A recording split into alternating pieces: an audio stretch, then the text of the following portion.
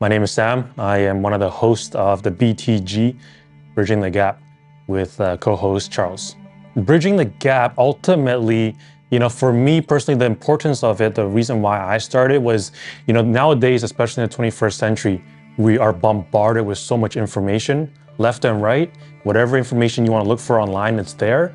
But the problem is there's too much information. We don't know what to listen to, who to listen to, what's accurate, what's not.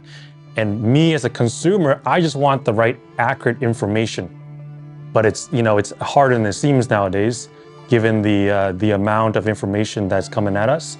And ultimately, I just want to bridge the gap in that I just want to get to the key point and figure out what is correct, what is the source that I can rely on. And Bridging the Gap is that platform to connect people like myself and our audience to people who are actually doing what we're talking about and not just speaking from a high chair. We want people who are curious. We want people who want to find the truth. We want people who can gain perspective from either side, whatever the topic is, whatever the issue is, but people who are genuinely curious and want to get to the root cause. To be honest, in the beginning, I thought it was very easy.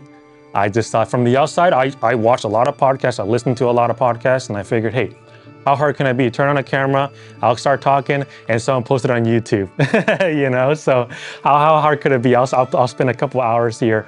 But when I actually started doing it, myself and Charles, we actually started doing things and putting things on paper, figuring out, hey, what is it required to actually put on a good production, and from what we imagined to something competitive and something that's like a professional production that we see online.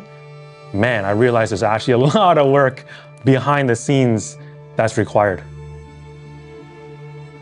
I had a vision in my mind in terms of what I wanted the end result to look like, which is a very professional piece that I can point to and be proud of, using as other professional podcasts as kind of as a sample. But in terms of what that actually looked like and what was required, I had no idea.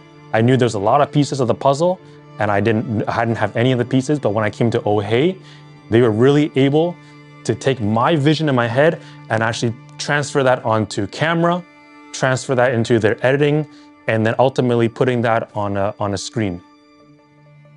For us, it was important to have a production team that could kind of hold our hands throughout the whole process. We ultimately came down to selecting the VIP package with OHEY Podcasts because for us, Bridging the Gap is not just a side hobby. For us, it is a business.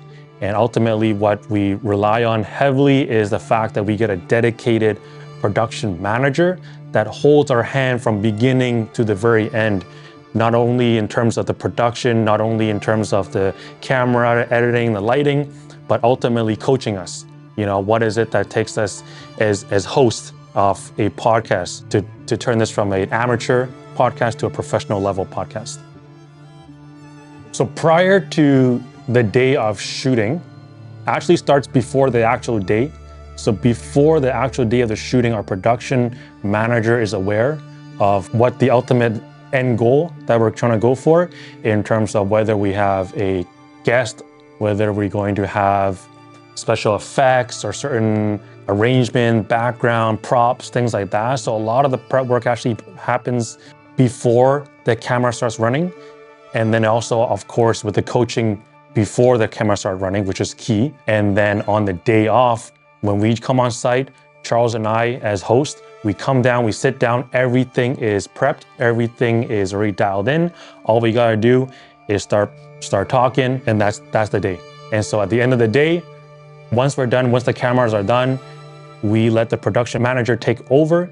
He does his part, and we expect the end results within a timely manner.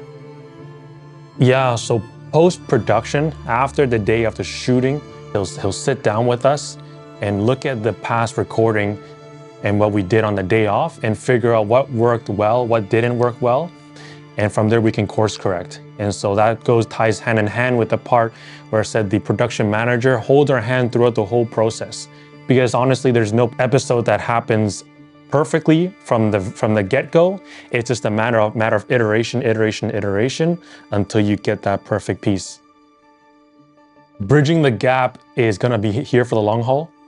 And we know that we can get there with the help of OHEY.